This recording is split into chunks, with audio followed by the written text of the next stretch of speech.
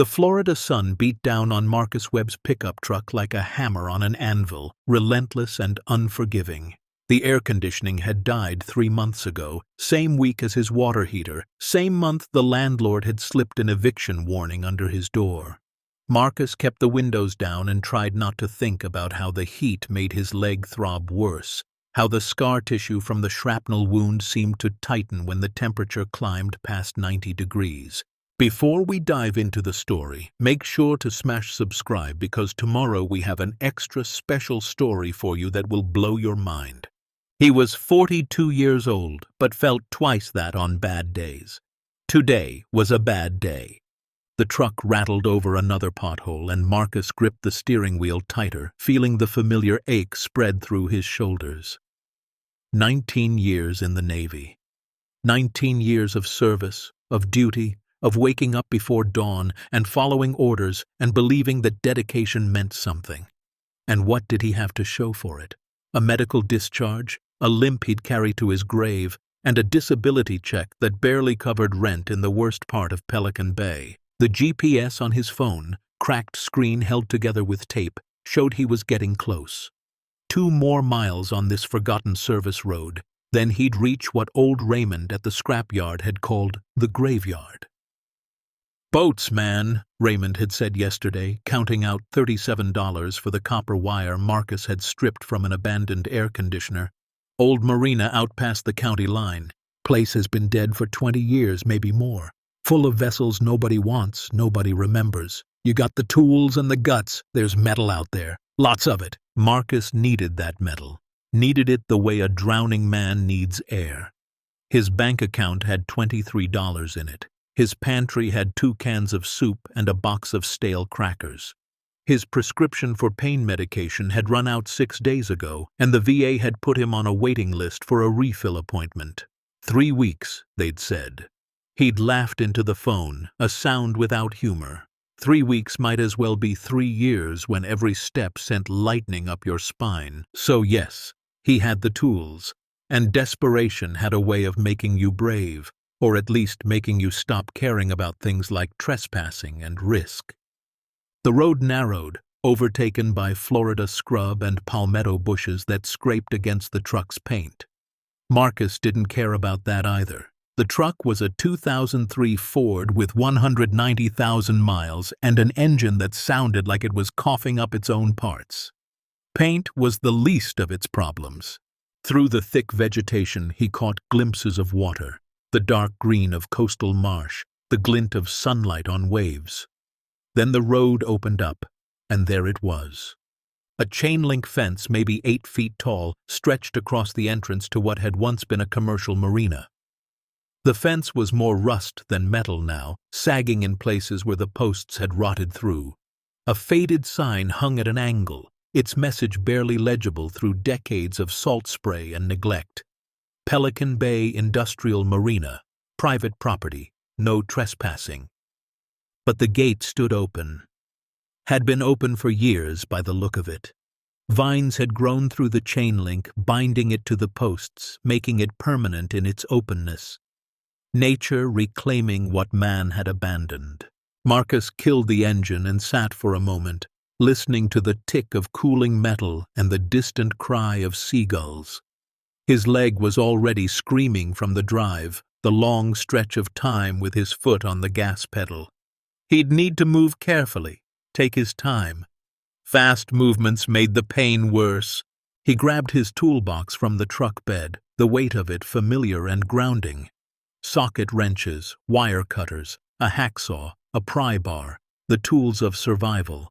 Then he locked the truck, out of habit more than hope anyone would steal it, and walked through the open gate. The marina spread before him like a monument to decay. Dozens of boats sat in various states of collapse, some still in their cradles, others half submerged in the shallow water, their hulls cracked and leaking. Sailboats with masts snapped and sails rotted to tatters. Fishing vessels with broken windows and doors hanging open like slack jaws. Pleasure craft that had once been someone's weekend escape, now just fiberglass tombs slowly dissolving under the relentless Florida sun. Marcus moved between them slowly, his limp pronounced on the uneven ground. Weeds had pushed through the concrete pathways. The docks had collapsed in places, wood gone soft with rot. He could smell salt and decay, the particular odor of things returning to the earth. The first boat he checked was a 30-foot cabin cruiser, its name long since faded from the stern.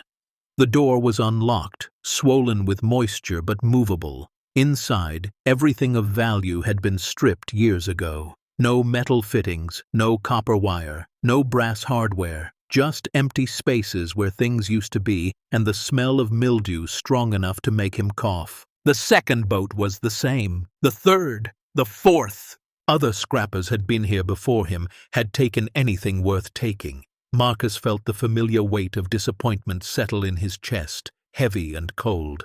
Of course this wouldn't work. Nothing worked anymore. The universe had decided that Marcus Webb was a man who would struggle until he stopped struggling, until he just gave up and let the current take him under. He sat on the edge of a collapsed dock, setting his toolbox beside him, and stared out at the water. It was beautiful in its way. The afternoon sun painted the surface gold and amber. A pelican dove into the waves, emerged with a fish, flew away to somewhere better. Marcus watched it go and thought about all the places he'd never see again, all the horizons he'd stood on the deck of a destroyer and watched slip past. He'd loved the Navy once, loved the order, the purpose, the sense that what he did mattered. He'd been good at it too. Engineering, mechanics, keeping the ship running when everything tried to break it down. He'd been proud. Then came the explosion. He'd been in the engine room when the missile hit. The newer guys said it wasn't a missile, just a malfunction, a fuel line that ruptured at the wrong moment.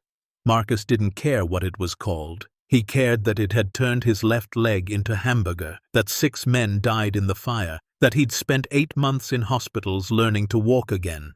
The Navy had thanked him for his service and showed him the door. Medical discharge. Honorable, yes, but final. No more career, no more purpose. Just a check every month and a body that hurt in ways medicine couldn't touch. Marcus pulled himself up, grimacing as his leg protested. He'd check the rest of the marina, then drive home, eat one of his 2 cans of soup and try to sleep without medication. Tomorrow he'd figure out something else. He always figured out something else. The boats on the far end of the marina were larger, more ambitious in their decay. A 60-foot sailboat listed heavily to one side, its keel broken. A commercial fishing vessel sat with its stern submerged, only the wheelhouse visible above the waterline, and beyond them, hidden partially by 2 larger hulls and nearly concealed by overhanging mangrove branches, something white. Marcus's pace quickened despite the pain. Something about that boat looked different, less destroyed, more intact. He pushed through the undergrowth, using his pry bar to move aside branches thick with leaves. The boat emerged from the shadows like a ghost materializing. It was a yacht. Not massive, maybe 60 feet, but elegant in its design. The hull was fiberglass, stained green with algae and streaked with rust from metal fittings, but the shape was still sound. The windows were intact, not broken like every other vessel he'd seen. The deck, though weathered and covered in leaves, looked solid. The name on the stern was barely visible beneath the grime. Artemis Dream. Marcus stood at the water's edge, studying it. Something felt wrong. Not dangerous exactly, but off. This boat didn't belong here, not with the others. It was too well preserved, too complete, like someone had sailed it here yesterday and just walked away. But that didn't make sense. The algae, the weathering, the small tree growing from a crack in the stern railing, all of it said this boat had been here for years, decades maybe. He looked around, suddenly aware of how alone he was. No sounds except water and birds, no signs of other people. The marina felt heavy with absence, with the weight of forgotten things. "You thinking about boarding her?" Marcus spun, his hand instinctively going to the pry bar, raising it slightly. His heart hammered. An old man stood 20 feet away, appearing from between two collapsed boat cradles like he'd been conjured from the air. He was maybe 70, skin dark and weathered from decades of sun, wearing overalls and a fishing hat that had seen better years. His eyes were clear and sharp, studying Marcus with something between curiosity and warning. Didn't mean to startle you, the old man said, raising his hand slightly. Name's Curtis. I fish the shallows sometimes, pass through here. Marcus lowered the pry bar but kept it in his hand. Marcus. Curtis nodded, then looked past him at the Artemis Dream. His expression changed, something flickering across his face. Unease, maybe, or memory. That boat there, Curtis said slowly. People leave her alone. Why? Bad history, or maybe just bad luck. Hard to say. Curtis pulled a cigarette from his pocket, took his time lighting it. She showed up here in the 90s, late summer, 93 if I remember right. Just appeared one morning tied to that dock like someone meant to come back for her. Nobody did? Nobody ever did. Curtis exhaled smoke. Police came around, asked questions. Coast Guard too. But the boat was registered properly, paid up on fees, no signs of foul play. Just abandoned. Eventually, they stopped caring. Place became forgotten. Boat became forgotten. Marcus looked at the yacht with new interest. Anyone ever try to claim it? Few folks tried over the years. Marina owner before he died, tax collector. But the title was complicated, tied up in some kind of legal mess. Easier to just let it rot. Curtis fixed Marcus with a steady gaze. Most folks who come here now, they look at all the boats except that one, like they sense something off about her. What do you sense? Curtis smiled, but it didn't reach his eyes. I sense a story nobody wants to finish. I sense someone ran from something and maybe didn't run far enough. He dropped his cigarette, crushed it under his boot. I sense you're a man looking for metal to sell, and I'm telling you, there's easier pickings than that boat. Easier doesn't always pay better. True enough. Curtis started to walk away, then paused. Your leg, you military? Marcus tensed. Navy. Thought so. I was Army long time ago. Vietnam. Curtis looked back at the yacht one more time. We learned over there that some things are abandoned for good reason. Not because they're empty, but because what's inside is too heavy to carry. Then he was gone, disappearing between the boats as quietly as he'd appeared. Marcus stood alone again, staring at the Artemis Dream. Curtis's warning echoed in his head. Bad history, bad luck, too heavy to carry. But Marcus was already carrying too much. His pain, his poverty, his broken body and broken life. What was one more weight? He approached the yacht carefully, testing the gangway with his weight before committing. The wood was spongy in places but held. He climbed aboard, his boots landing on the teak deck with a hollow sound. Everything was locked, just as he'd expected. The main cabin door, the pilot house, the deck hatches. But locks were just mechanisms, and Marcus understood mechanisms. He pulled his tension wrench and a pick from his toolbox, tools he'd learned to use during his Navy years when official keys went missing and equipment still needed maintenance. The main cabin lock was old but well made. It took him 4 minutes of careful work before he felt the pins align, felt the cylinder turn. The door swung open with a groan that sounded almost reluctant, like the boat itself was warning him to reconsider. The smell hit him immediately. Not rot, not mold, not the expected odor of a boat abandoned for 3 decades. Something else. Something chemical and preservative. Something that said the air inside had been sealed, controlled, protected. Marcus stepped inside and let his eyes adjust to the dimness. The cabin was pristine. Not clean, exactly. Everything was covered in dust, but intact. Untouched. Leather couches still held their shape.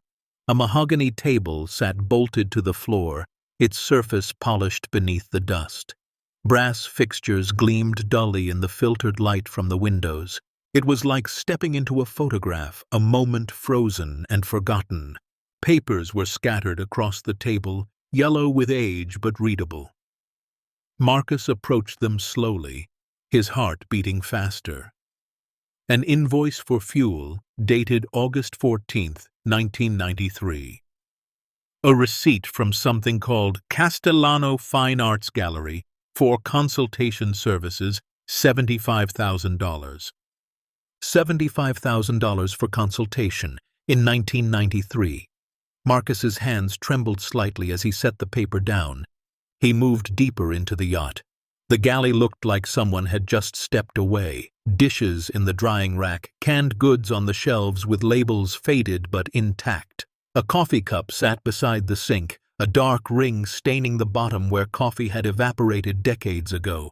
2 plates on the small dining table, forks laid across them, an interrupted meal. Marcus's skin prickled. Whatever had happened here, it had happened fast. Fast enough that someone left food on plates. Fast enough that they didn't bother with dishes. He found the first bedroom. The bed was made with military precision, tight corners, everything neat. But the closet door stood open, and inside, expensive clothes hung undisturbed. Italian leather shoes in a perfect row. Designer labels that Marcus recognized from magazine ads. This was wealth. Real wealth. On the nightstand, a framed photograph. Marcus picked it up, wiping dust from the glass. 2 men stood beside the yacht, the boat younger, cleaner, the white hull gleaming. The first man was maybe 55, silver hair, confident smile, wearing a captain's hat at a jaunty angle. He had his hand on the ship's wheel, looking comfortable, in control. The second man was younger, darker, standing slightly back with his arms crossed. Both were smiling, but something about the younger man's smile felt wrong. Too tight, too calculated. Marcus studied the photo for a long moment, then set it back on the nightstand. He continued his exploration, finding a second bedroom, smaller, unused. A bathroom with towels still hanging on racks. Everything frozen in time, waiting. Then he found the office. It was tucked behind the main cabin, a small room lined with filing cabinets. Marcus tried the drawers, all locked, every single one. He thought about forcing them, about using his pry bar, but something stopped him. Some instinct that said whatever was in those cabinets was protected for a reason. He climbed the stairs to the pilot house instead. The controls were sophisticated, more advanced than he'd expect for a vessel this old. Radar equipment, sonar, communication systems that looked almost military in their complexity. Someone had invested serious money in this yacht. On the captain's chair, a leather logbook sat open, its pages yellow and brittle.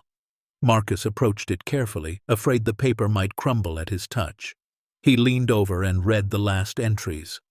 August 10th, 1993. Departed Nassau with cargo secured. Climate control functioning perfectly. ETA Miami 48 hours. Weather looks favorable. August 11th. Minor electrical issue resolved. Cargo temperature maintained at 68 degrees, 40% humidity. All systems optimal. August 12th. Delayed by tropical depression. Rerouting to avoid rough seas. Cargo still secure. Security concerns growing. Received 2 more calls. May need to adjust plans. August 13th. Received threatening transmission on emergency channel. Someone knows our route. Changing course immediately. Will secure the yacht at alternate location until situation resolved. Too dangerous to proceed to Miami. The final entry, dated August 14th. If you're reading this, I didn't make it back. The collection is sealed in the engine chamber, climate controlled, protected. Access code is .. The sentence ended there, just stopped. The pen had trailed off, leaving a thin line of ink that faded to nothing. Like someone had grabbed the writer's hand, like someone had interrupted something that could never be finished. Marcus read the entry 3 more times, his mind racing. Collection, engine chamber, climate-controlled, access code. He looked down through the pilot house window at the deck below. At the large engine room hatch he'd noticed when boarding, sealed with industrial bolts. His pulse quickened. What kind of cargo needed climate control? What kind of collection was valuable enough to hide in an engine chamber? And who had been threatening this boat's owner badly enough that he changed course, abandoned his original destination, and wrote a message that sounded like a last will? Marcus descended from the pilot house on unsteady legs, pain forgotten in the rush of adrenaline and curiosity. He knelt beside the engine room hatch, setting his toolbox down, and examined the bolts. Heavy-duty marine-grade stainless steel, 8 of them, each requiring a 3/4-inch socket. His hands shook as he fitted the wrench to the first bolt. It resisted, corroded by salt air and time, but Marcus had spent years working on ships. He knew how to persuade stuck metal. He applied penetrating oil, waited, applied pressure at the right angle. The bolt turned, then the second, the third. 20 minutes later, sweat dripping into his eyes despite the cooling afternoon, he removed the final bolt. The hatch was heavy, reinforced, designed to stay sealed. He gripped the handle and pulled. It lifted with surprising ease, counterbalanced by springs that somehow still functioned after 30 years. Darkness yawned below, and with it a rush of cool, dry air. Processed air. Conditioned air. Marcus clicked on his flashlight and descended the metal ladder into the engine room. The space was larger than expected, running nearly the full length of the yacht. Twin diesel engines dominated the center, massive and silent, cold and dead for decades. Marcus swept his flashlight across the space, seeing what he expected. Maintenance tools, oil drums, spare parts, the mechanical guts of the vessel. Then he saw the back wall. It was wrong. Engine rooms didn't have walls like that. They had bulkheads, yes, but not walls with seams running down the middle. Not walls made from insulated panels with weatherproofing. Not walls that looked like they were hiding something. Marcus approached slowly, his flashlight beam trembling in his unsteady hand. He ran his fingers along the seam, searching for a mechanism, a handle, anything. The wall felt solid, professional, expensive. This wasn't a modification done by an amateur. His fingers found a small panel near the right edge, camouflaged to match the wall's color. He pried it open with his knife, the blade scraping against salt-corroded metal. Inside the panel, a numeric keypad. Dead, unpowered, its LED screen dark. But below it, a manual override. A mechanical tumbler lock, old-fashioned, the kind that didn't need electricity. The kind that would work forever if properly maintained. Marcus stared at it, his mind racing back to the logbook. Access code is... And then nothing. The code cut off, never completed, lost to whatever had interrupted the writer. But maybe the code was somewhere else. Maybe it was hidden in plain sight, the way military people sometimes hid things. In dates, in names, in numbers that meant something personal. He thought about the photograph upstairs. The 2 men. The inscription he'd barely noticed at the bottom of the frame. He climbed back up, retrieved the photo, and read the engraving in better light. To Vincent, with love and trust, 1962. 1962. Not just a year, but maybe a code. Marcus climbed back down to the engine room, knelt before the tumbler lock, and carefully turned the dial. 1, 9, 6, 2. Click. The sound echoed through the engine room like a gunshot. Marcus jerked back, heart hammering. Then he heard it, deep in the wall, mechanical sounds. Not electronic, but physical. Gears turning, counterweights moving, mechanisms that had been waiting 30 years for someone to wake them. The wall split down the middle with a sound like a sigh, like the yacht itself was finally exhaling a breath it had held for decades. The 2 halves slid apart slowly, revealing darkness beyond. And with the darkness came air, cold and dry and artificial, air that had been sealed away and preserved, air that carried the scent of something Marcus couldn't quite identify. He stepped forward, flashlight raised, and crossed the threshold into the hidden chamber. The beam of his flashlight caught something reflective, then something else, then more. His breath stopped in his throat. The chamber was maybe 20 feet deep, 15 feet wide, every inch of it lined with custom-built shelving and climate control equipment. And on those shelves, in carefully organized displays, sat a collection that made Marcus's knees weak. Paintings in protective wrapping, dozens of them, each carefully labeled, sculptures on velvet-lined shelves, display cases filled with objects that gleamed in his flashlight beam, leather portfolios stacked neatly. And in the far corner, gold bars arranged in precise rows, each one stamped with numbers and symbols Marcus didn't understand. He stood frozen, unable to process what he was seeing. This wasn't scrap metal. This wasn't copper wire or brass fittings. This was wealth. Real wealth. Hidden wealth. Marcus took one trembling step into the chamber, then another. His flashlight swept across labels and tags, catching words. Picasso. Monet. Authenticated 1987. Appraised value. He couldn't read the numbers. His eyes wouldn't focus. His heart was pounding too hard, too fast. This wasn't possible. Things like this didn't happen. Broken veterans looking for scrap metal didn't stumble onto hidden treasure chambers in abandoned yachts. But his flashlight didn't lie. His eyes weren't deceiving him. This was real. All of it. Real and valuable and hidden in a yacht that no one had touched for 30 years. Marcus backed out of the chamber slowly, his mind spinning.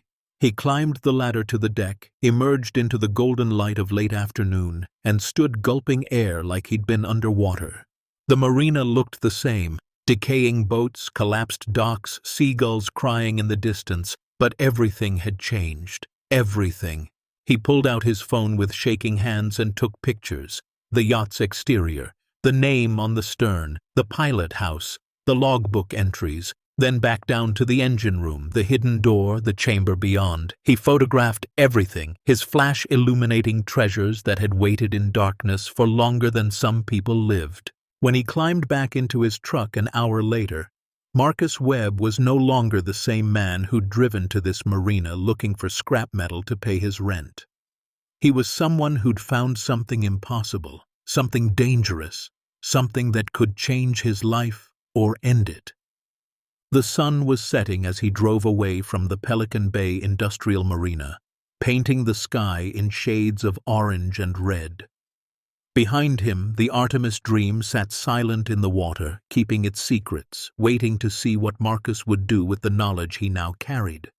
And somewhere, perhaps watching from the shadows, perhaps just waiting in the future, were the people who'd been searching for Vincent's collection for 30 years. The people who'd sent threats, the people who'd made a man write his last words in a logbook and then disappear. Marcus drove home with his windows down and his heart hammering, knowing his life had just become infinitely more complicated. He'd come looking for metal worth a few dollars. He'd found a fortune beyond comprehension, and now he had to figure out what to do with it before the wrong people figured out what he'd found. The marina faded in his rearview mirror, swallowed by distance and approaching night. But Marcus knew he'd be back. How could he not? Wealth like that didn't just sit undiscovered. It pulled at you, called to you, promised things you'd never dared to dream. He just hoped it wouldn't kill him for answering. Marcus didn't sleep that night. He lay in his narrow bed in his studio apartment, staring at the water-stained ceiling, replaying every moment in that hidden chamber. The paintings wrapped in protective film, the sculptures on velvet shelves, the gold bars stacked like building blocks, the way his flashlight had caught edges of frames, corners of canvases, the unmistakable gleam of wealth carefully preserved. Every time he closed his eyes, he saw numbers on those little tags. 17 million, 8 million, authenticated, appraised, real. At 3 a.m, he gave up on sleep and made instant coffee with water heated in his microwave because his stove had stopped working and he couldn't afford to fix it. He sat at his tiny kitchen table, the same table where he sorted bills he couldn't pay and ate meals that barely counted as food, and he stared at the photographs on his phone. They looked like something from a museum catalog, professional, expensive, impossible, but they were real. He'd touched them. He'd stood in that chamber and breathed that preserved air. He'd seen his own reflection in the glass of those display cases. The question burning through his mind wasn't whether it was real. The question was what he was supposed to do about it. By dawn, Marcus had made a decision. He needed to know more, needed to understand what he'd found before he decided his next move. And the only place with those answers was the yacht itself. He was back at the marina by 7 in the morning, driving through mist that clung to the ground like smoke. The abandoned boats looked even more ghostly in the early light, their shadows long and distorted. The Artemis Dream sat exactly where he'd left it, patient and waiting. This time, Marcus came prepared. He'd stopped at a hardware store and bought a heavy-duty flashlight, fresh batteries, and a digital camera better than his phone. He'd also bought a notebook and pens. If he was going to do this, he'd do it right. Document everything. Leave nothing to memory. He climbed aboard with more confidence than yesterday, though his legs still protested every movement. The main cabin door opened easily now that he'd worked the lock. Inside, the morning light filtered through dirty windows, illuminating dust particles floating in the stale air. Marcus started methodically this time. He examined every surface, every drawer, every cabinet. Most were unlocked and contained ordinary yacht supplies, nautical charts, spare lines, cleaning supplies, tools for basic maintenance, nothing remarkable. But then he found the first locked drawer in the galley. It was small, built into the cabinetry below the sink, easy to miss. He'd walked past it twice before noticing the tiny keyhole. He worked the lock carefully, feeling the pins, learning its mechanism. After 5 minutes, it clicked open. Inside, wrapped in a plastic bag to protect it from moisture, was a leather-bound journal. Marcus pulled it out carefully and opened to the first page. The handwriting was neat, controlled, the writing of someone educated and precise. Personal log, Vincent Castellano, January 5, 1990. Vincent Castellano, the name from the gallery receipt. Marcus sat on the galley floor and began to read. The entries started mundane. Vincent describing purchasing the yacht, his plans for it, his excitement about having a mobile gallery where he could meet clients in international waters, away from prying eyes and complicated tax situations. As Marcus read, a picture emerged of a man who'd built an empire on art dealing, who'd made millions connecting wealthy collectors with rare pieces. But around 1992, the tone changed. March 15, 1992, met with Sergei Volkov again today. He's becoming insistent about pieces I told him I couldn't acquire. I don't like the way he looks at me when I say no. There's something dangerous beneath that polished exterior. June 3rd. Sergei introduced me to associates who make me uncomfortable. They speak casually about provenance like it's negotiable, like documentation can be created rather than verified. I'm beginning to understand what kind of business he's really in. September 20th. I've made a terrible mistake. Sergei asked me to authenticate a collection he acquired. I knew the pieces were stolen, taken from a museum in Prague during the chaos after the Velvet Revolution. But he offered so much money, and the gallery was struggling. I told myself one compromise wouldn't matter. I was wrong. Marcus's hands trembled as he turned pages. The story unfolding was darker than he'd imagined. Vincent Castellano hadn't just been an art dealer. He'd gotten tangled with criminals, with people who stole masterpieces and needed someone respectable to legitimize them. January 7th, 1993. I'm in too deep. Sergei knows I've been keeping duplicate records, knows I've been replacing some of his pieces with high-quality forgeries and keeping the originals. He confronted me yesterday, said if I don't make it right, he'll destroy me and everyone I love. Emily doesn't know any of this. I can't tell her. Can't let her see what I've become. Emily, the wife mentioned in the logbook entry. Marcus made a note of the name. The final entries in the journal were rushed, the handwriting less controlled. July 30th, 1993. I've moved everything of real value onto the yacht. The legitimate pieces I bought with clean money, the questionable ones I authenticated for Sergei, and yes, the originals I kept when I sold him forgeries, all of it. If he's going to threaten my family, I'll disappear. Take the collection somewhere he can't reach me. South America maybe, or just stay at sea until I figure out my next move. August 5th. Installed the climate control system in the engine chamber. Cost a fortune, but worth it. The collection can survive years in there if necessary. Temperature controlled, humidity controlled, sealed from salt air. Better than most museums. August 13th. Sergei found me. I don't know how. I've been so careful, but he knows I'm planning to run. Time's up. Leaving Nassau tonight. If I can reach international waters, maybe I have a chance. The journal ended there. No final entry, no conclusion, just empty pages that would never be filled. Marcus closed the journal and sat in silence, processing what he'd learned. Vincent Castellano had been running from a Russian criminal named Sergei Volkov. He'd hidden a collection worth millions, maybe more, in the yacht's engine chamber.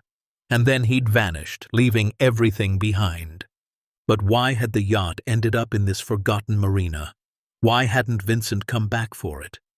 And where was he now? Marcus carefully placed the journal in his backpack and continued his search. He found more locked compartments throughout the yacht, each one yielding pieces of Vincent's story. In the master bedroom, a locked cabinet revealed financial records. Bank statements showing deposits and withdrawals in amounts that made Marcus dizzy. $700,000 deposited from Galleria Castellano. $2 million withdrawn in cash. $500,000 transferred to Climate Systems International with a notation, Yacht Installation. There were records of art purchases dating back to 1975. A Picasso sketch bought at auction for $320,000. A Monet landscape acquired privately for $1.2 million. A bronze sculpture by Rodin purchased for $890,000. But there were also invoices with no names, just numbers. Item 73, acquired through intermediary, $600,000. Collection lot, Prague origin, authentication fee, $500,000, discretion guaranteed. These were the dirty deals. The pieces Vincent had authenticated knowing they were stolen. The compromises that had bought him wealth and trapped him in a web he couldn't escape. Marcus photographed every document, filling his camera's memory card. Then he moved to the filing cabinets in the office, the ones he'd found locked yesterday. These locks were more sophisticated, commercial grade. Marcus worked on them for nearly an hour before the first one opened. Inside, hanging files organized by year and category. He pulled the first folder. Volkov, Transactions. Inside were copies of sales receipts, authentication certificates Vincent had written, and photographs of artwork. Besides several photos, Vincent had made handwritten notes in tiny script. Original in vault, or authentic version retained, or Volkov received gallery-quality reproduction. Marcus understood. Vincent had been selling Sergei Volkov forgeries while keeping the real pieces. Building his own collection with stolen masterworks. Getting paid twice, once by Volkov for the authentication, once by keeping the genuine articles. It was brilliant and suicidal. Men like Volkov didn't tolerate being cheated. Another folder contained correspondence. Letters from museums inquiring about pieces from their collections that had gone missing. Letters from insurance companies investigating art theft. And letters from Sergei Volkov himself, typed on expensive letterhead, the language polite but threatening. Dear Vincent, I trust you'll reconsider your position regarding the Caravaggio. My associates are growing impatient, and you know I value our friendship too much to see it damaged by stubbornness. Vincent, this is your final warning. Return what belongs to me. or face consequences neither of us wants to contemplate. The last letter was dated August 10, 1993, 4 days before Vincent's final logbook entry. You've made your choice. Enjoy the time you have left. Marcus set the letter down, a chill running through him despite the Florida heat. Vincent Castellano had been a dead man the moment he'd decided to run. The yacht showing up abandoned in this marina wasn't mysterious. It was evidence that Sergei Volkov had found Vincent before he could escape. But if Volkov had found Vincent, why hadn't he taken the collection? Why leave it sealed in the yacht's engine chamber? Marcus returned to the pilot house and examined the logbook more carefully. He noticed something he'd missed yesterday. The pages weren't just entries. Some had been torn out, carefully, cleanly, like someone had removed evidence. He held the logbook up to the morning light and examined the binding. 3 pages missing, torn out after the August 14th entry. Someone had been here after Vincent wrote his last words. Someone had removed information. Marcus found the answer in the trash bin beside the captain's chair. It hadn't been emptied in 30 years. Inside, beneath yellowed paper towels and faded receipts, he found the torn pages, crumpled but readable. He smoothed them out carefully. The handwriting was different from Vincent's, rougher, less educated. August 15th. Castellano tried to run. Found him 20 miles offshore. He fought, made a mess. No choice but to finish it. Body went over the side with weights. Nobody's finding that. Marcus's stomach turned. Vincent Castellano hadn't just disappeared. He'd been murdered. Searched the yacht top to bottom. Found money, passports, but no collection. Volkov's going to be pissed. Castellano said it was in an engine compartment, said there was a code, but he died before finishing. Searched every engine space. Nothing. Either he was lying or it's hidden better than we can find. Decided to abandon the yacht. Can't risk being seen with it. We'll sink it offshore, but Dmitri says there's a hidden marina, industrial place. Boats go there to die. Nobody checks. Nobody cares. We leave it there, come back later with proper equipment, tear it apart until we find what Volkov wants. But right now, we need distance. The entry ended with coordinates, latitude and longitude marking this marina's location. So Vincent's killers had brought the yacht here, planning to return and thoroughly search it. But they never had. Why? Had Sergei Volkov called them off? Had they been arrested for other crimes? Had they simply forgotten about it over the years? Marcus didn't know, but he understood now why the yacht had sat undisturbed for 3 decades. Volkov's men had left it here, and then something had prevented them from coming back. He photographed the torn pages and returned to the engine chamber. Standing in the hidden room, surrounded by carefully preserved treasures, Marcus realized Vincent's killers had walked right past this chamber. They'd searched every engine space, but missed the climate-controlled vault built into the back wall. The wall that looked like just another bulkhead, unless you knew what to look for. Vincent's final act of defiance had worked. He'd died without revealing the code, and his collection had remained hidden, protected, waiting for someone to find it. Marcus began examining the pieces more carefully now, reading every tag, every label.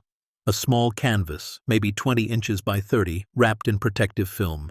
The tag read, Pablo Picasso, Woman with a Blue Hat, 1921, authenticated by Laurent and Associates, appraised value $17 million. $17 million for a painting the size of a cafeteria tray. A bronze sculpture maybe 2 feet tall. Auguste Rodin, the thinker, study cast number 7 of 12, 1883, appraised value $8.3 million. A larger canvas, this one in a climate-controlled case. Claude Monet, Water Lilies and Japanese Bridge, 1918, provenance verified, appraised value $23 million. Marcus worked through the collection systematically, his hands shaking more with each piece. The numbers were incomprehensible. 34 paintings total, 12 sculptures. The bearer bonds he'd seen yesterday, each worth $500,000, 48 of them. The gold bars, 30 of them, each probably worth $60,000 or more. He found a master inventory list in a waterproof portfolio, typed and detailed. At the bottom, a handwritten note in Vincent's careful script. Total collection value as of July 1993, approximately $187 million. This represents my entire life's work, both legitimate and otherwise. If found, please ensure pieces with criminal provenance are returned to rightful owners. The rest I leave to fate. $187 million in 1993. Marcus didn't know what inflation would do to that number, but he guessed it would be over $250 million today, maybe close to $300 million. He sat down hard on the chamber floor, his back against the cool metal wall, and stared at the collection surrounding him. This was more money than he could process. More money than anyone he'd ever known had seen in their lives combined. He pulled out his phone and did what he'd been avoiding. He searched for Vincent Castellano. The first results were old news articles. Prominent art dealer missing, foul play suspected. The articles described Vincent as a respected figure in the art world, a man who'd built galleries in 3 cities, who'd been known for his eye for undiscovered masterpieces. His widow, Emily Castellano, had been quoted, "Vincent would never abandon his life like this. Someone has taken him from us." The articles mentioned that police had investigated but found no evidence of crime. Vincent's yacht had never been found. The case had gone cold within a year. Marcus searched deeper and found more recent articles. Emily Castellano had died in 2008. No children, no surviving family. The galleries had been sold off to settle debts. And the art collection that had made Vincent famous? Never recovered, presumed lost or sold on black markets. He found one more article, this one from an art crime blog published just 2 years ago. The mystery of the Castellano collection. Where are the missing masterpieces? The article detailed Vincent's disappearance and speculated about what had happened to his personal collection, the one separate from his galleries. Experts estimated the collection could be worth $200 to $300 million if it still existed.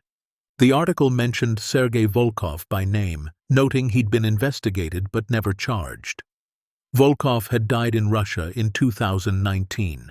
His son, Alexei Volkov, had taken over his various business interests. Marcus set his phone down. So Sergei was dead, but his son was alive.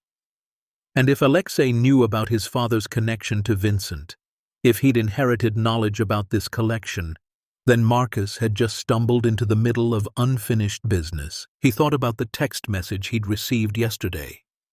"We know you're at the marina. We know what you found." Who had sent that? Alexei Volkov's people? Someone else who'd been searching for Vincent's collection all these years? Marcus stood up, suddenly feeling exposed. He'd spent hours in this yacht, photographing everything, leaving his fingerprints everywhere. If someone was watching, they knew he'd found something significant. He needed to act fast. Either report this immediately to authorities and hope for protection, or disappear with evidence of his discovery and figure out his next move from a safer distance. But first he needed proof he could carry with him. Something valuable enough to verify his story, small enough to transport, significant enough to prove the collection was real. He scanned the chamber, looking for something appropriate.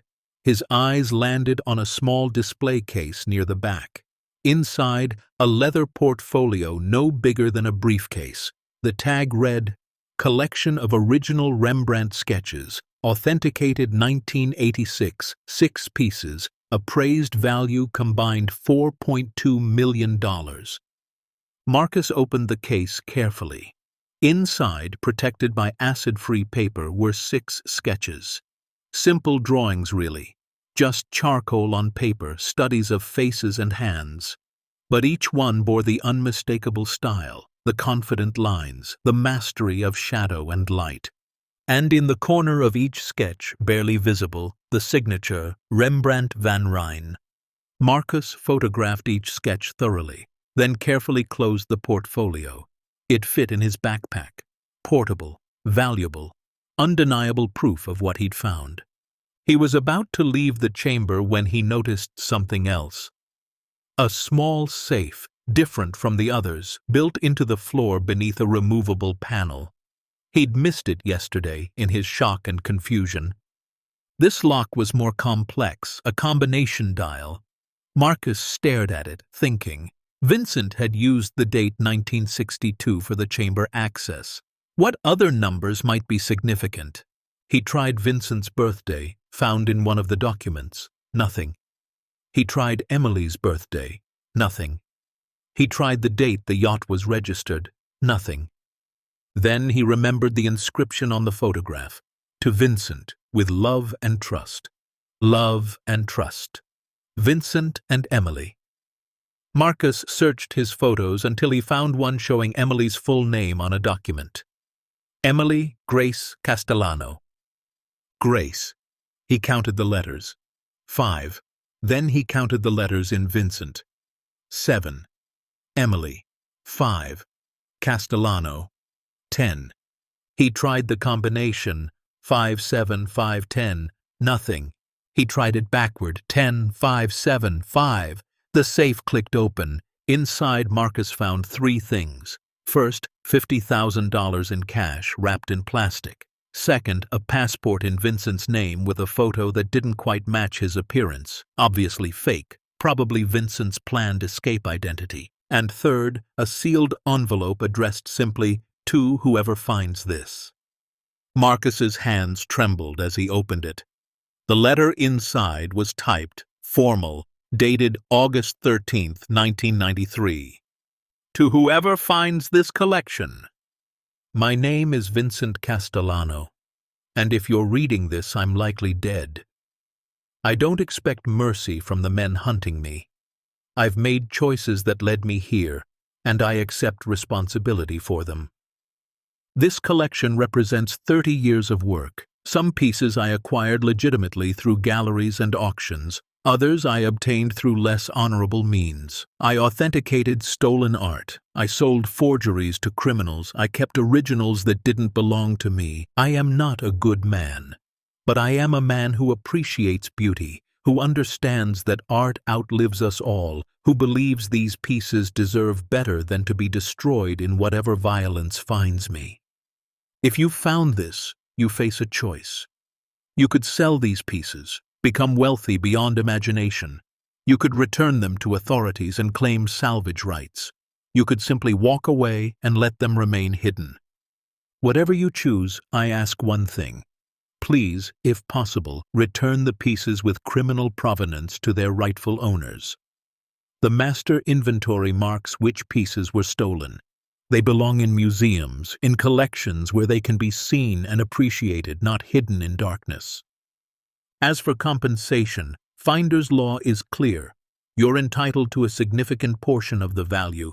Don't let anyone tell you otherwise. You found what others couldn't. You deserve reward for that. But be careful.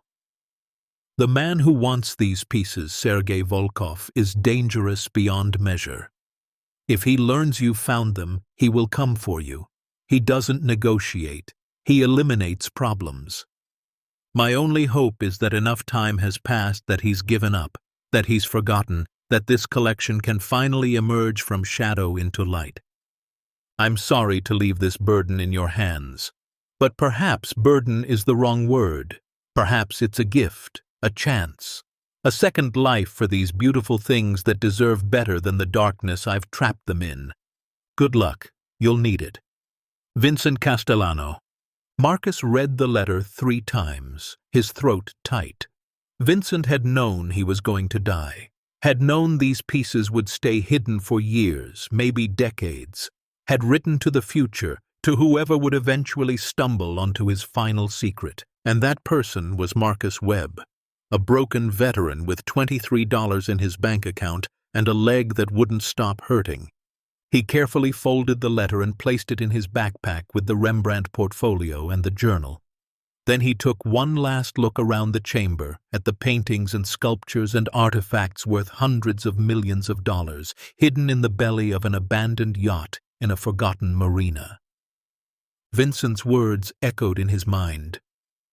"Be careful. Sergei Volkov is dangerous beyond measure." But Sergei was dead. His son Alexei, though, that was different. And someone had sent Marcus that threatening text message. Someone knew he'd been here. Marcus climbed out of the chamber, sealed it behind him, and ascended to the deck. The sun was high now, the marina baking in midday heat. He looked around carefully, checking for any sign he was being watched. Nothing moved except birds and the slow lap of water against rotting hulls. He climbed off the yacht, carrying his backpack with its priceless cargo, and walked back to his truck. He'd found more than rust and memories. He'd found a fortune, a mystery, and a danger he didn't fully understand. As he drove away from the marina, Marcus made his decision. He wouldn't go to the police, not yet. He needed leverage first, needed to understand what he was dealing with before he exposed himself. He'd contact someone who would know how to handle this. Someone with connections, with experience, with the resources to protect him if things went wrong. But first, he needed to verify that what he'd found was real. And for that, he needed an expert. Someone who could look at the Rembrandt sketches and tell him whether Vincent's collection was genuine, or whether he'd just spent 2 days risking his life for elaborate forgeries. The thought sent ice through his veins. What if it was all fake? What if Vincent had been delusional, authenticating forgeries he'd convinced himself were real? But Marcus remembered the labels, the professional tags, the authentication certificates. He remembered the climate control system, the careful preservation. Nobody spent that much money protecting forgeries. This was real. It had to be real. And if it was real, then Marcus Webb's life had just become infinitely more dangerous and infinitely more valuable than it had been 48 hours ago. He drove toward Miami, toward answers, toward a future he couldn't predict. Behind him, the Artemis Dream sat silent in the forgotten marina, keeping its secrets, waiting to see what would happen next. Vincent Castellano had hidden a fortune to protect it from dangerous men. Now Marcus had found it. And somewhere out there, those same dangerous men or their descendants were still looking. The only question was whether they'd find Marcus before he figured out what to do with the greatest discovery of his life. Marcus woke up in a cheap motel room with the Rembrandt portfolio under his pillow and a knife on the nightstand. He'd driven 3 hours from Pelican Bay before stopping, choosing a place that took cash and didn't ask questions. The kind of place where the clerk didn't look up from his phone when you checked in. But sleep had been impossible. Every sound in the hallway made him reach for the knife. Every set of headlights that swept across his curtains made him think of black SUVs and men who killed art dealers and dumped their bodies in the ocean. At 5 in the morning, he gave up and made coffee with the room's ancient coffee maker. The brew tasted like burnt cardboard, but it was hot and caffeinated, and that was enough. He'd made calls yesterday from a burner phone bought with cash. First, to a gallery owner in Miami who specialized in authentication. The man had been skeptical until Marcus sent photos of one Rembrandt sketch. Then the skepticism had turned to stunned silence. "Where did you get this?" the gallery owner had asked, his voice tight with barely controlled excitement. "I can't say yet. Is it real?" "If it's real, if this photo hasn't been doctored, then you're holding something worth at least $600,000, maybe more. But I'd need to see it in person. Test the paper, the charcoal, verify the signature. How soon can you do that?" "Bring it today, now. I'll clear my schedule." But Marcus hadn't gone. Something had stopped him. Maybe paranoia, maybe instinct, but he'd felt exposed on that phone call, felt like he was giving away too much information to someone he didn't know. Instead, he'd called Commander Torres. Torres had listened to the whole story without interrupting. When Marcus finished, there had been a long silence before Torres spoke. "Jesus, Webb, you really did step in it." "I know.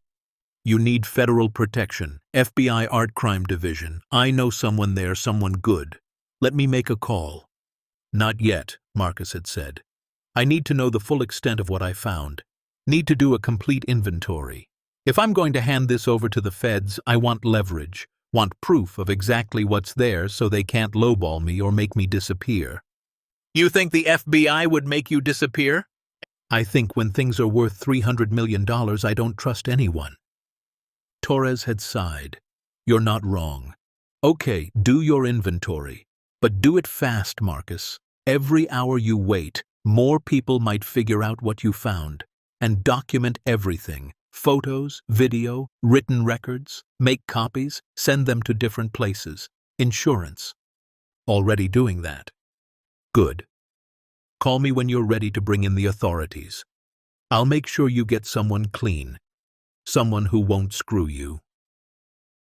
Now, sitting in a motel room as dawn broke, Marcus made his decision. He'd go back to the yacht one more time, do a complete, thorough inventory, document every single piece, calculate the exact value. Then he'd have the leverage he needed to negotiate protection, compensation, and survival. He packed his backpack, checked out of the motel, and started driving. Back toward Pelican Bay, back toward the forgotten marina, back toward a fortune that men had killed for 30 years ago and might kill for again.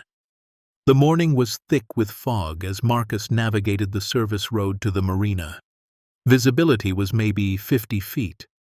The world felt muffled, compressed. He parked in a different spot this time behind an overgrown equipment shed, hiding his truck from the main road. He sat for 10 minutes, watching, listening. No other vehicles, no sounds except birds and the distant wash of waves. But the fog made him nervous.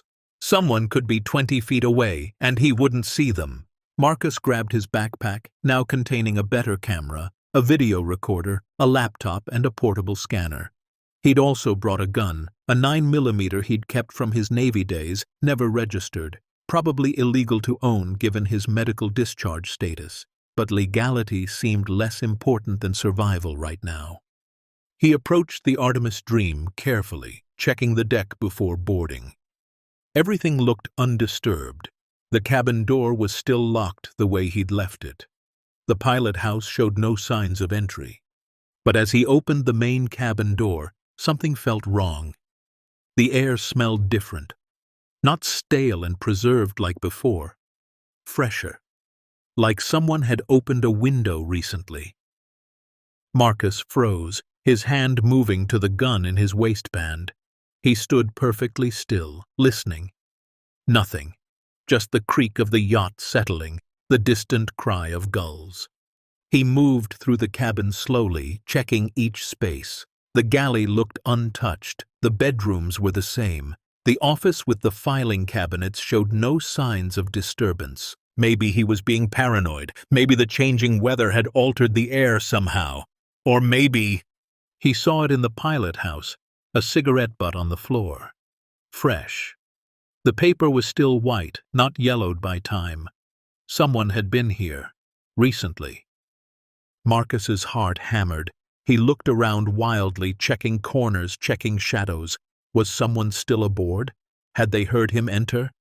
He drew his gun and cleared each space again, more thoroughly.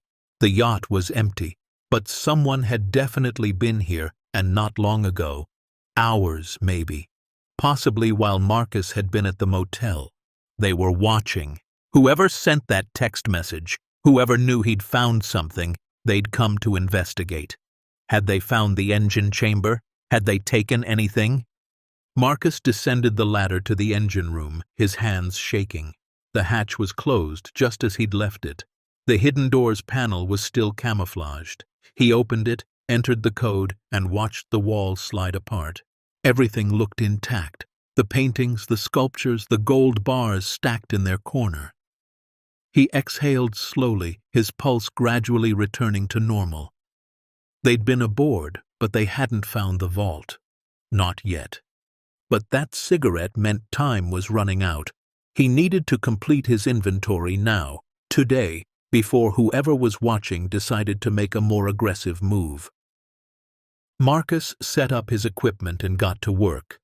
He started with the paintings, unwrapping each one carefully, photographing it from multiple angles, recording the information on its tag, then documenting it in a spreadsheet on his laptop. The first was a Picasso he'd noticed before. Woman with a Blue Hat, 1921. The painting was smaller than he'd expected, maybe 2 feet by 3 feet, but the colors were vibrant even after decades of storage. The woman's face was fragmented in Picasso's cubist style, angular and geometric, but somehow still conveying emotion. The tag listed its value at $17 million. Marcus photographed it, wrote down the details, then carefully rewrapped it and moved to the next. A Monet. Water Lilies and Japanese Bridge, 1918. This one was larger, maybe 4 feet by 5 feet, showing Monet's signature style, impressionistic brushstrokes creating a shimmering scene of water and light. The tag said $23 million. Then a Renoir. Girl with a Cat, 1880. A portrait of a young girl holding a tabby cat, her expression serene, the brushwork delicate and luminous. Appraised at $14.5 million. Marcus worked methodically, painting after painting. A Degas ballet scene, a Van Gogh landscape that made his breath catch, all swirling sky and golden wheat fields. A Caravaggio, dark and dramatic, showing a biblical scene with incredible use of light and shadow. The Caravaggio's tag noted it had been stolen from an Italian museum in 1944, recovered in 1981, then disappeared again from a private collection in 1989. Vincent had authenticated it in 1992. The tag listed its value at $45 million. 3 hours into his work, Marcus had documented 28 paintings. Total value so far, $212 million. And he wasn't done. The sculptures were next. He found works by Rodin, Giacometti, Brancusi, each piece carefully mounted on earthquake-resistant bases, each protected by a custom acrylic case. He photographed them all, recorded their details, added them to his spreadsheet. Then he moved to the display cases containing smaller items: jewelry, ancient coins, illuminated manuscript pages, rare stamps. Each case was labeled with an inventory list.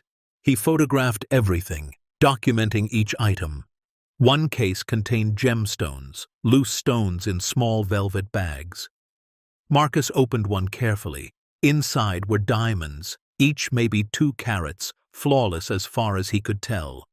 The bag's tag said, 20 investment-grade diamonds, approximately 40 carats total, appraised value $2.4 million.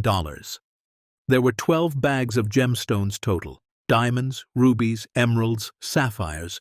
The combined value was over $18 million.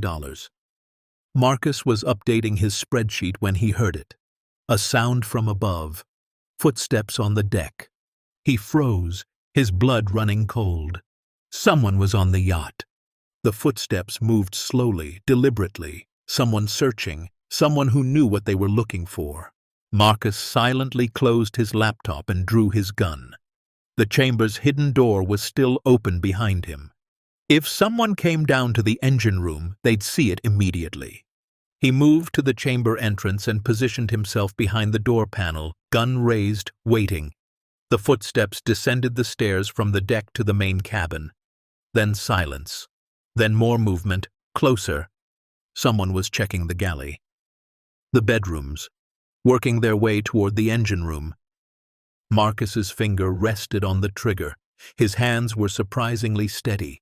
Years of military training taking over, suppressing the fear, focusing on the tactical situation.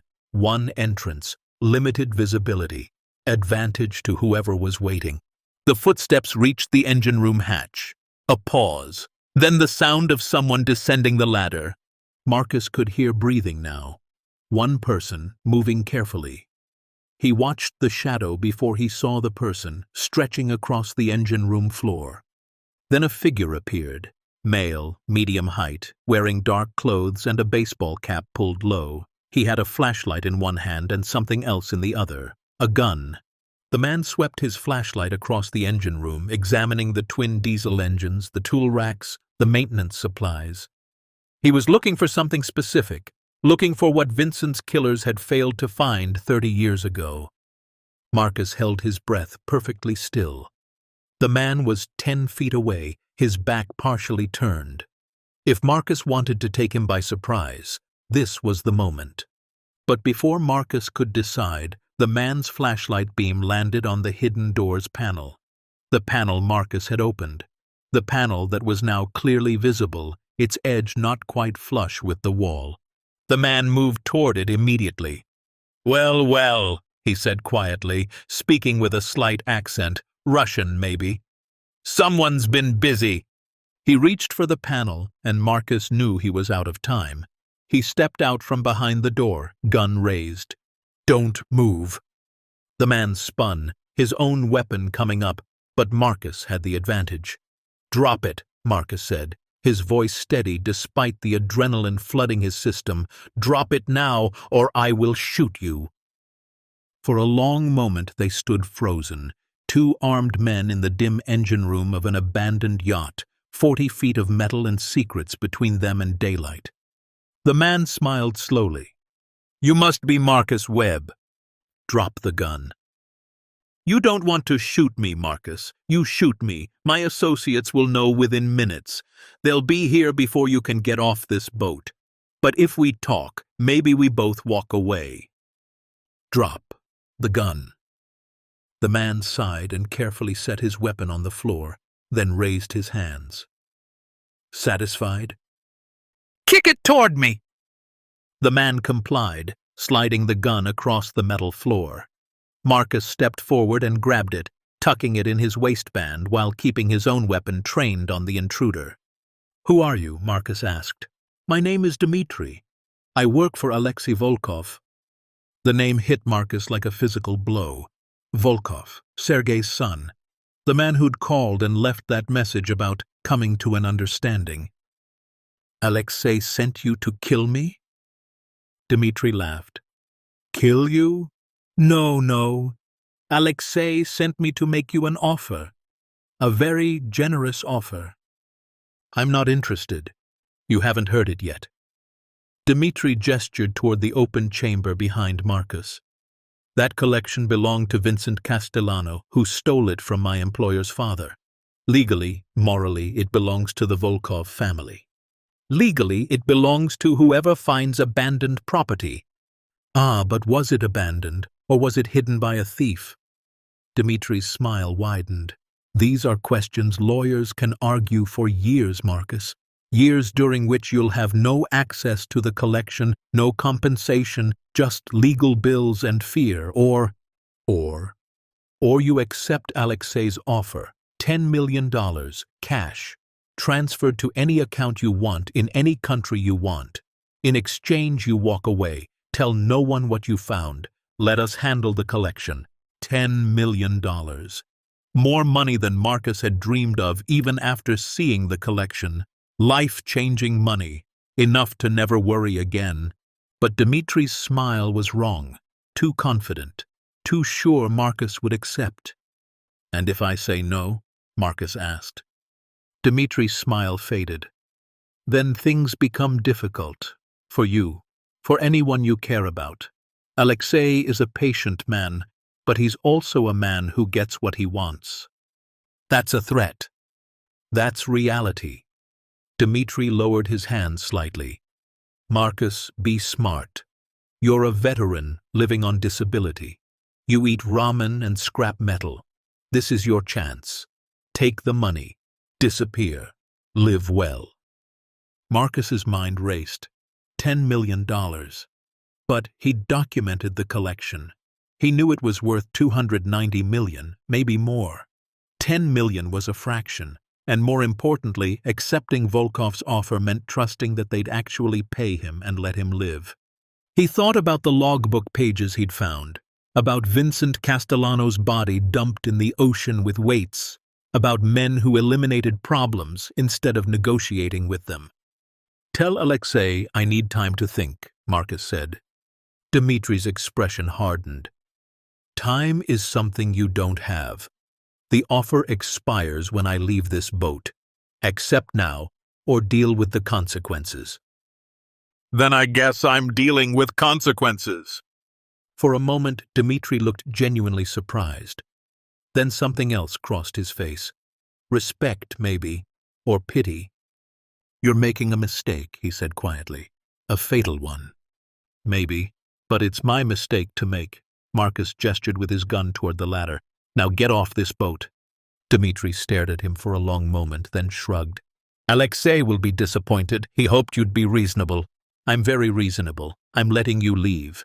Dmitri climbed the ladder slowly, and Marcus followed, keeping distance between them. On the deck, in the foggy morning light, Dmitri paused. One more thing, Marcus. You think you're safe because you've documented everything? Because you've taken photos and made copies? He smiled coldly. We've been tracking your phone. We know about the motel. We know about your calls to Commander Torres. We know everything. Marcus's blood ran cold. His phone. Of course. He'd been using it to take photos, to make calls. They'd been tracking him the whole time.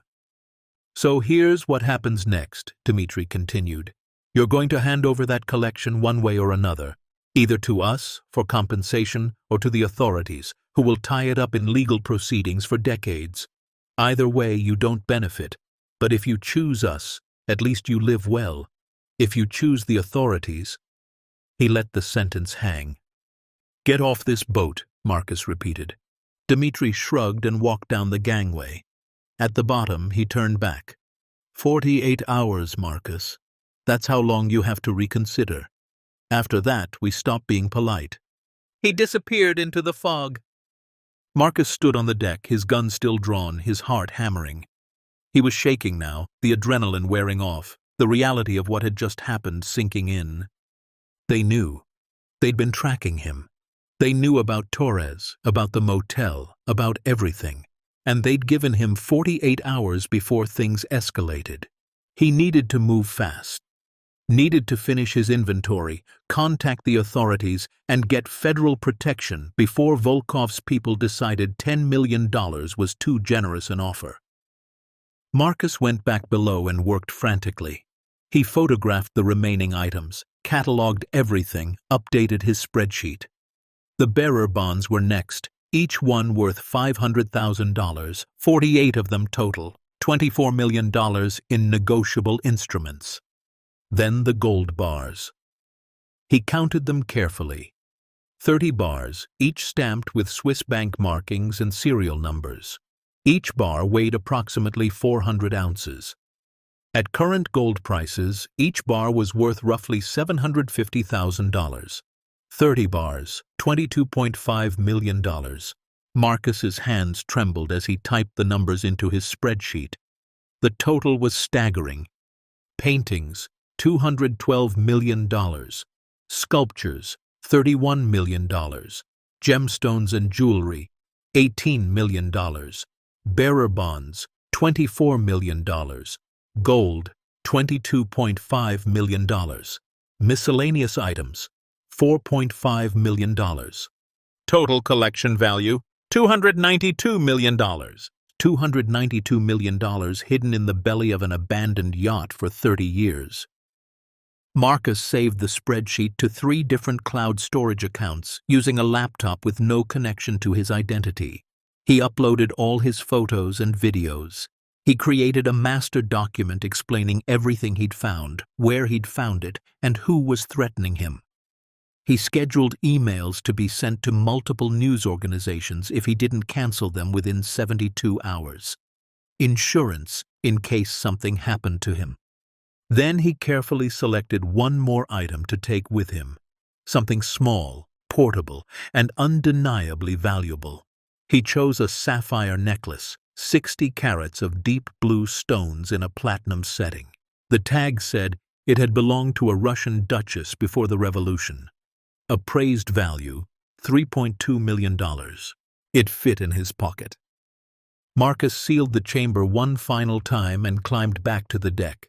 The fog had lifted slightly. He could see maybe 100 feet now, and in that visibility he saw something that made his stomach drop.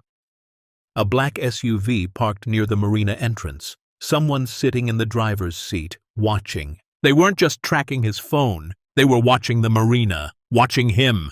Marcus forced himself to walk calmly to his truck, not running, not showing fear. He climbed in, started the engine, and drove toward the exit. The SUV didn't move, didn't follow, just watched him leave. The message was clear. We know where you are. We know what you're doing. We're waiting. Marcus drove for 20 minutes before he was sure he wasn't being followed. Then he pulled into a gas station, went inside, and smashed his phone in the bathroom. He flushed the SIM card and threw the destroyed phone in 3 different trash cans.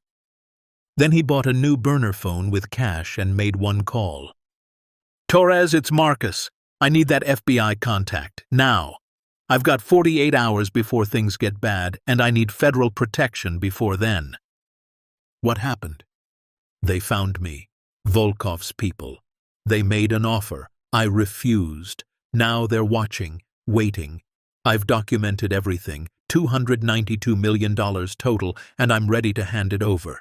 But I need protection first. Torres was quiet for a moment. 292 million? 292 million. Jesus. Okay, listen carefully. I'm calling my FBI contact right now. Her name is Sarah Chen. She's good, she's clean, and she specializes in art crime and organized crime. I'm going to have her call you on that burner in 30 minutes. When she does, you tell her everything. Everything. And then you do exactly what she says. Understood? Understood. Marcus, this is serious now. These people, they don't negotiate. If they've given you 48 hours, that means they're deciding whether it's easier to pay you or kill you. Don't give them time to decide the second option. I won't! Marcus hung up and sat in his truck in the gas station parking lot, watching cars pass, seeing threats in every sedan, every SUV, every vehicle that slowed down. The sapphire necklace in his pocket felt like it weighed 1,000 pounds. The Rembrandt portfolio in his backpack might as well have been a target painted on his back. He'd found a fortune worth $292 million. He'd documented it, protected the evidence, and prepared to turn it over to authorities. He'd done everything right. But as he watched a black SUV pull into the gas station, his heart racing until it pulled up to a pump and a soccer mom got out with 3 kids, Marcus realized something terrifying. Doing everything right didn't mean you were safe. It just meant you'd done everything you could before the moment when safety stopped being in your control. His burner phone rang. 30 minutes exactly. Torres was nothing if not punctual. Is this Marcus Webb? A woman's voice, professional, alert. Yes. This is Special Agent Sarah Chen, FBI Art Crime Team. Commander Torres briefed me. He says you found something significant and you're in danger. That's accurate. I need you to tell me where you are right now. Don't worry about being overheard. This line is secure. Marcus gave his location. Okay, I'm 40 minutes away. I need you to stay in public places. Don't go home. Don't go anywhere predictable. Gas stations, restaurants, places with cameras and witnesses. Can you do that? Yes. Good. I'm on my way. And Marcus, whatever you found, whatever you're dealing with, you made the right choice calling us. We're going to protect you. That's a promise. Marcus wanted to believe her, wanted to trust that federal protection meant safety, meant survival, meant a future where he wasn't looking over his shoulder for men with guns and Russian accents. But sitting in his truck, watching every car that entered the parking lot, feeling the weight of $292 million pressing down on him like a physical force, Marcus Webb understood something fundamental. He'd found a fortune in that engine chamber. But fortune and safety rarely came together. Usually you had to choose. And in choosing fortune, even choosing to do the right thing with it, Marcus had invited danger into his life that no amount of money could protect him from. Now he could only hope that the FBI moved faster than Alexei Volkov's patience ran out. 48 hours. The clock was ticking. Sarah Chen arrived exactly 40 minutes later, pulling up in an unmarked sedan with government plates. She was younger than Marcus expected, maybe 35, with sharp eyes that catalogued everything in seconds. She wore a navy blazer and carried herself like someone who'd spent years learning not to be underestimated. "Marcus Webb?" she asked, approaching his truck. "That's me. Let's talk somewhere more private. Follow me." She led him to a coffee shop 3 blocks away, the kind of chain restaurant with cameras and crowds and enough noise that private conversations disappeared into the general chaos. They took a booth in the back corner. "Show me what you have," Sarah said, pulling out a tablet. Marcus opened his laptop and showed her everything. The photos of the yacht, the documents from Vincent's files, the inventory spreadsheet with $292 million documented across dozens of items, the journal entries, the letter Vincent had left for whoever found the collection. Sarah scrolled through it all in silence, her expression giving nothing away. But Marcus saw her grip tighten on the tablet when she reached the photos of the paintings, saw her jaw clench when she read Vincent's letter. After 20 minutes, she looked up. "If this is real, if even half of this is authentic, you've found the Castellano collection. You've heard of it? Every art crime agent in the world has heard of it. Vincent Castellano disappeared in 1993 with a collection estimated at anywhere from $150 to $200 million. The case went cold within a year. Most people assumed the collection had been sold off piece by piece on black markets." She looked at Marcus with something approaching awe. "But you're telling me it's been sitting in an abandoned yacht for 30 years? "That's exactly what I'm telling you." "And Alexei Volkov's people have contacted you?" Marcus told her about Dmitri, about the confrontation on the yacht, about the 48-hour deadline. Sarah's expression darkened with each detail. "Okay, here's what happens now," she said, her voice taking on a command tone. "First, we get you into protective custody. Not a safe house, not yet, but a hotel under federal guard, somewhere Volkov's people can't reach you. For how long?" "As long as it takes. Days, maybe weeks." She saw his expression. "I know it's not ideal, but Marcus, these people killed Vincent Castellano. They dumped his body in the ocean. If they think you're an obstacle between them and $300 million, they won't hesitate." "I understand." "Good. Second, we need to secure that yacht immediately. I'm calling in a team. We'll document everything, transport the collection to a secure facility, and begin the authentication process. That'll take months." "And then?" "Then the lawyers take over. Some of those pieces were stolen. They'll need to be returned to their rightful owners or their estates. Some were legitimately acquired by Vincent. Those will go through probate since he and his wife are both deceased. And the rest," she paused, "the rest will be subject to finder's law. You found abandoned property. You reported it. You're entitled to compensation." "How much?" Sarah smiled slightly. "Depends on the courts, but typically 15 to 30% of the recovered value. Could be $40 million. Could be more." Marcus sat back, the number echoing in his head. $40 million. Enough to never worry again. Enough to build something that mattered. "But," Sarah continued, "there's a complication. Alexei Volkov will almost certainly file a legal claim. He'll argue that his father had a legitimate business relationship with Vincent, that portions of the collection rightfully belong to the Volkov family. He's got lawyers, good ones, and he's prepared to fight. Can he win? Not if we do our job right. Vincent's documents show clearly that Sergei Volkov was extorting him, that the collection was Vincent's property, not Volkov's. But legal battles take time. This could drag on for years. Years of looking over my shoulder? "Years of federal protection," Sarah corrected. "Marcus, I'm not going to lie to you.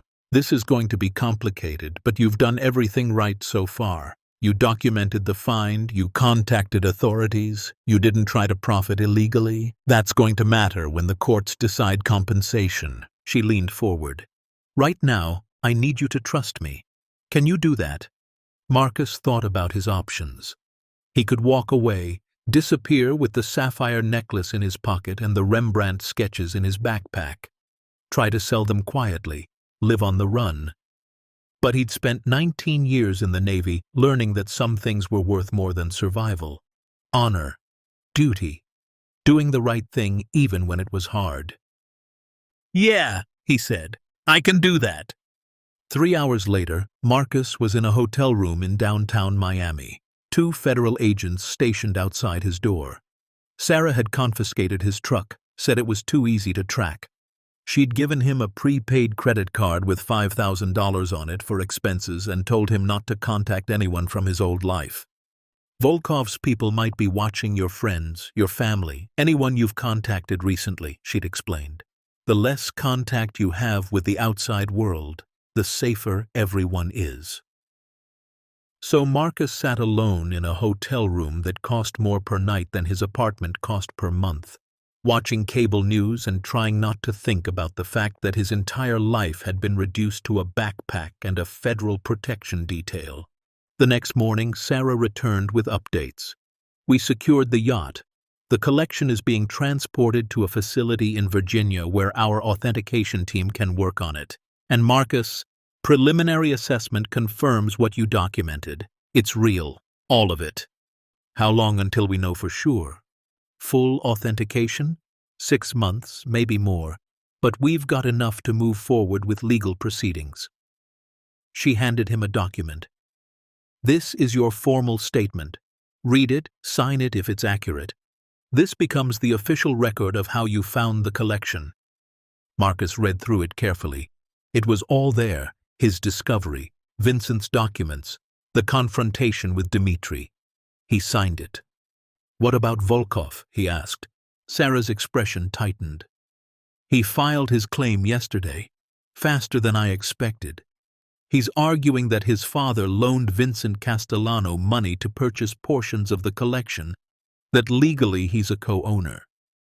"That's a lie. We know. Vincent's documents prove it. But Volkov's lawyers are good, and they're going to make this messy." She sat down across from him. "There's something else. Dmitri was found dead this morning." Marcus felt ice flood his veins. "What?" "Shot twice, execution style, in his car. Miami PD is investigating, but it has all the hallmarks of a professional hit." "Volkov killed his own man?" "Probably. Dmitri failed to secure the collection. He let you contact us. In Volkov's world, that's a death sentence." Sarah's eyes were hard. "This is what we're dealing with, Marcus. These people don't negotiate. They eliminate problems, which is why you stay in federal protection until this is resolved." The weeks blurred together. Marcus lived in a series of hotel rooms, each one anonymous and temporary. Federal agents rotated through his protective detail, professional but distant. Sarah visited regularly with updates on the authentication process and the legal proceedings. The collection was even more valuable than Marcus had estimated. Final appraisal came in at $298 million. Several pieces were confirmed as stolen property and would be returned to museums and private collectors. But the bulk of the collection, roughly 70%, was deemed legitimate property of Vincent Castellano's estate with no surviving heirs. "That means it's abandoned property," Sarah explained, "which means you, as the finder, have a strong legal claim." But Alexei Volkov wasn't giving up.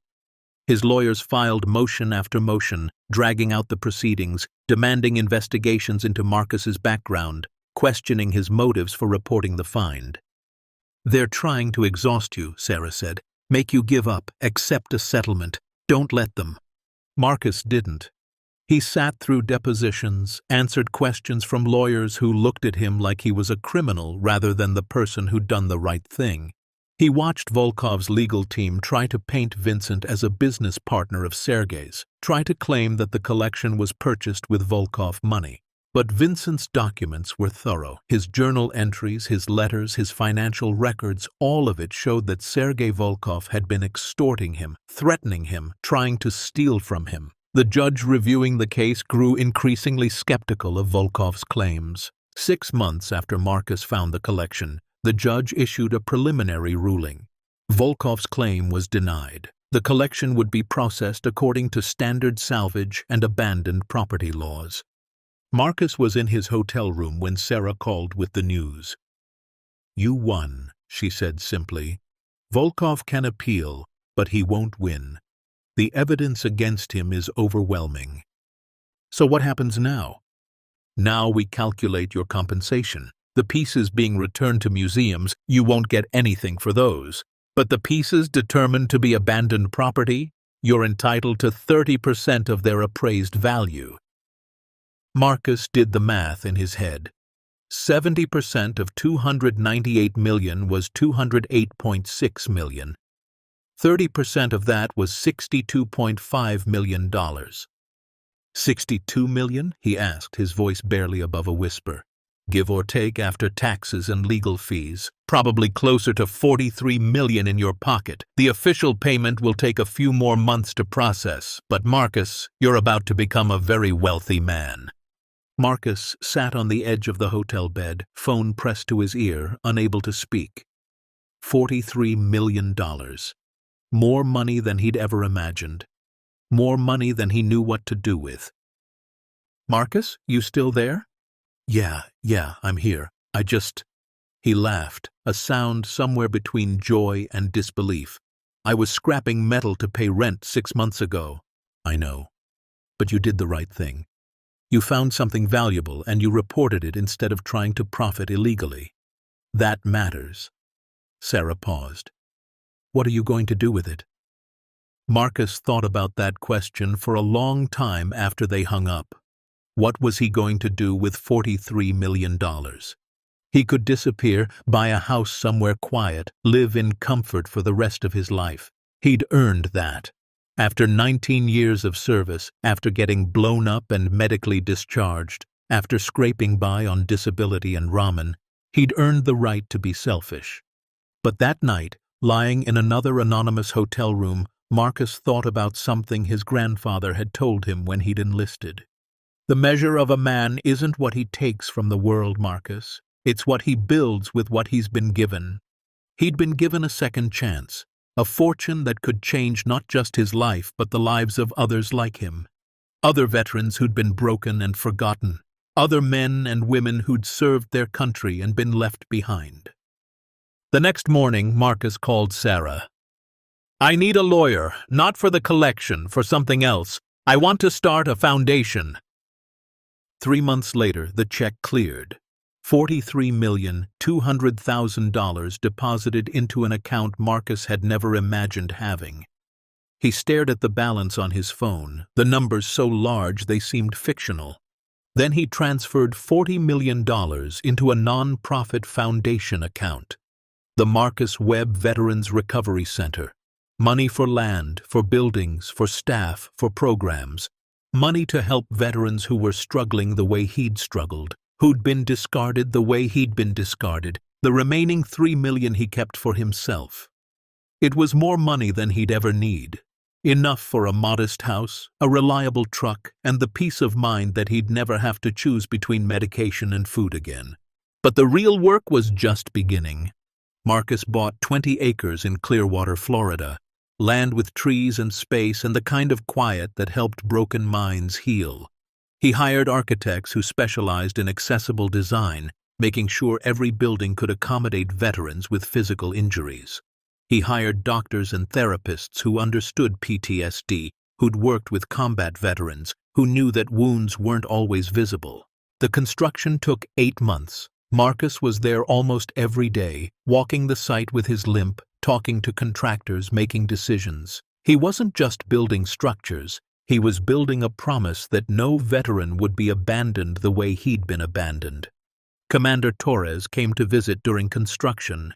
He stood beside Marcus, watching workers frame the main residential building, and said, "You really did it." Haven't done anything yet, Marcus replied. Just built some buildings. No, Torres said firmly. You found something broken and you fixed it. Not just the yacht, not just the collection. Yourself. That's worth more than any amount of money. Marcus thought about that as the months passed. About how finding Vincent's collection hadn't just given him money. It had given him purpose, had reminded him that broken things could still be valuable, that endings could become beginnings, that sometimes the people who'd lost everything were the ones best equipped to help others find something.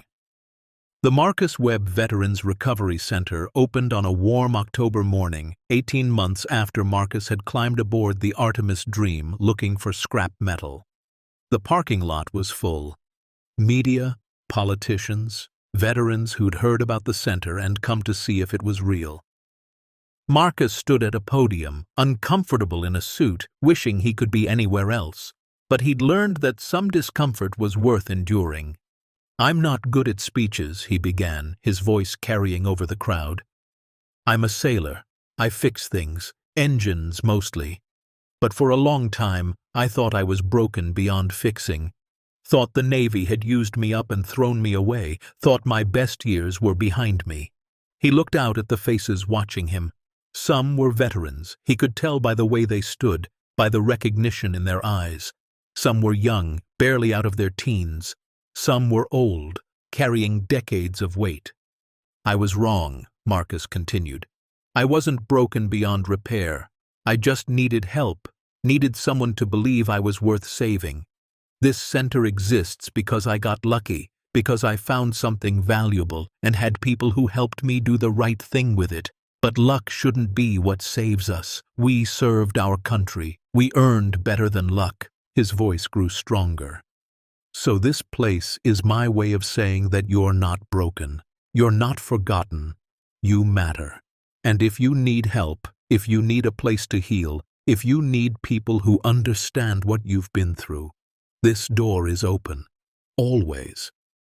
The applause started small, then grew, filling the air like thunder. Marcus saw tears on faces, saw people nodding, saw hope in expressions that had forgotten how to hold it. After the ceremony, after the politicians left and the cameras stopped rolling, Marcus walked the grounds of the center. The sun was setting, painting everything gold. He found himself at a bench beneath an oak tree, looking out over the main building. A young veteran approached, walking with the help of prosthetic legs, his right arm ending at the elbow. He looked maybe 26, old beyond his years. "Mr. Webb," he asked. "Just Marcus." "I'm Daniel. I checked in this morning. I wanted to—" His voice cracked. "I wanted to thank you for this place, for believing we're worth it." Marcus stood and shook Daniel's remaining hand. "You are worth it. Don't ever doubt that." After Daniel walked away, Marcus sat back down. He thought about the journey that had brought him here, the desperation that had driven him to that forgotten marina, the moment he'd opened that engine room hatch, the fear when Volkov's people had found him, the long months in federal protection, not knowing if he'd survive to see any compensation. And he thought about Vincent Castellano, an imperfect man who'd made terrible choices but had tried in his final days to protect something beautiful. Vincent had written that letter asking whoever found the collection to do the right thing, to return stolen pieces, to let beauty emerge from darkness. Marcus had done that. But he'd done more. He'd taken his own broken pieces and built something whole, had transformed pain into purpose, had proven that endings could be beginnings if you were brave enough to start. His phone buzzed. A text from Sarah Chen. "Saw the news coverage. You built something special. Vincent would be proud. So am I." Marcus smiled and typed back. "Couldn't have done it without you." But that wasn't entirely true. Sarah had helped, yes. Torres had helped. The FBI had protected him. But the real work, the hard work of choosing to do right even when it was difficult, even when it was dangerous, that had been his choice alone. The sky darkened, stars beginning to emerge. Marcus sat beneath the oak tree, listening to the sounds of the center settling into its first night. Voices in the main building, someone laughing. The simple sounds of life continuing, of people finding safety, of broken things learning to heal. He'd started this journey with $23 in his bank account and a leg that wouldn't stop hurting. He'd found a fortune worth $300 million hidden in a yacht everyone had forgotten. But the real treasure hadn't been the paintings or the gold or the money. The real treasure had been the reminder that value wasn't about how much you had. It was about what you did with it. Marcus Webb had been a broken veteran scrapping metal to survive. Now he was a builder, a healer, a man who'd taken his second chance and multiplied it into second chances for thousands of others. Years would pass. The center would grow. More buildings, more programs, more veterans finding their way through the doors. Some would stay for weeks, learning new skills, rebuilding confidence. Some would stay for months, healing wounds that went deeper than flesh. And some would stay forever, joining the staff, becoming the helpers after being the helped. Marcus would be there through all of it. Not as a distant benefactor, but as someone who understood. Someone who'd stood where they stood, who'd felt what they felt, who'd survived what they were surviving. And sometimes, late at night, when the center was quiet and the Florida air was soft with salt and pine, Marcus would think about that morning in the forgotten marina, about seeing the Artemis dream hidden behind the mangroves, about making the choice to climb aboard even though old Curtis had warned him away. He'd been looking for scrap metal. He'd found redemption instead. People would ask him, in interviews and articles, if he ever regretted reporting the collection. If he ever wished he'd taken more, kept more, held on to the wealth instead of giving most of it away. Marcus would always smile at that question, the smile of someone who'd learned something the questioner hadn't. "I kept exactly what I needed," he'd say, "and I gave away exactly what I should. That collection was never really mine. I was just the person meant to find it, meant to make sure it went where it needed to go." And if the interviewer pressed, if they asked what he meant by that, Marcus would look out at the center, at the men and women who'd found hope in its halls, and he'd say something his grandfather had taught him long ago. The measure of a man isn't what he takes from the world. It's what he builds with what he's been given. I was given a second chance. I decided to build second chances for everyone who needed one. Because that was the truth of it. That was the lesson of the Artemis dream and Vincent Castellano's hidden fortune. That was the meaning behind every painting and sculpture and gold bar carefully preserved for 30 years. Some things were worth more than their monetary value. Some discoveries changed more than bank accounts. And sometimes the broken were the ones meant to find what had been lost, because only the broken understood how desperately the world needed fixing.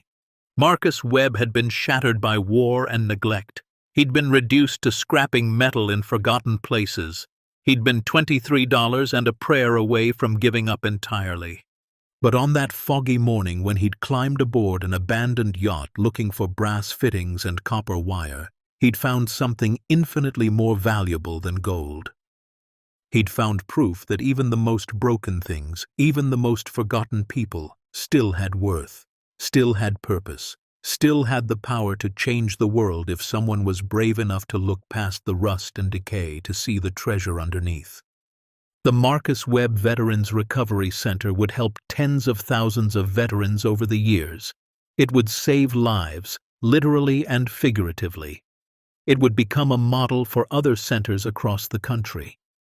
And it would stand as a testament to the simple truth that second chances weren't about luck or fortune or stumbling into hidden wealth. Second chances were about choosing in the hardest moments to believe that broken things could be fixed, that forgotten people mattered, that the end of one story could be the beginning of another. Marcus sat beneath his oak tree as full darkness fell, watching lights come on in windows across the center. Each light represented someone who'd been lost and was finding their way. Each light was a story still being written. Each light was hope, refusing to be extinguished. And in that moment, Marcus Webb understood something profound. He hadn't found Vincent Castellano's collection by accident. He'd been guided to it by every difficult choice that had come before. By every moment he'd refused to quit even when quitting would have been easier. By every morning he'd woken up with a leg that screamed pain and a bank account that screamed poverty and had chosen to keep going anyway. The universe didn't give treasures to people who had everything. It gave them to people who understood what it meant to have nothing because only they would know what to do with more. Marcus had been nothing. He'd become something. And now he was helping others make that same journey. That was the real fortune. That was the discovery worth more than $290 million in art and gold and gems. The discovery that broken people weren't beyond repair. They were just waiting for someone to believe in them the way Marcus had finally learned to believe in himself. The end. Sometimes the greatest treasures aren't found in hidden vaults, but in the courage to do right when doing wrong would be easier. Anyone can stumble onto fortune, but only the truly brave use it to lift others from the darkness they once knew. Because Marcus Webb didn't just find a collection in that yacht. He found proof that every ending is really a beginning in disguise, that every broken person carries the seeds of something extraordinary, and that the measure of wealth isn't what you keep, but what you give away. For Marcus and for every veteran who walks through those doors, the real discovery wasn't measured in millions. It was measured in lives rebuilt, in hope restored, and in the simple truth that the broken are often the ones best equipped to help the world heal. Up next, 2 more incredible stories of discovery and transformation waiting for you.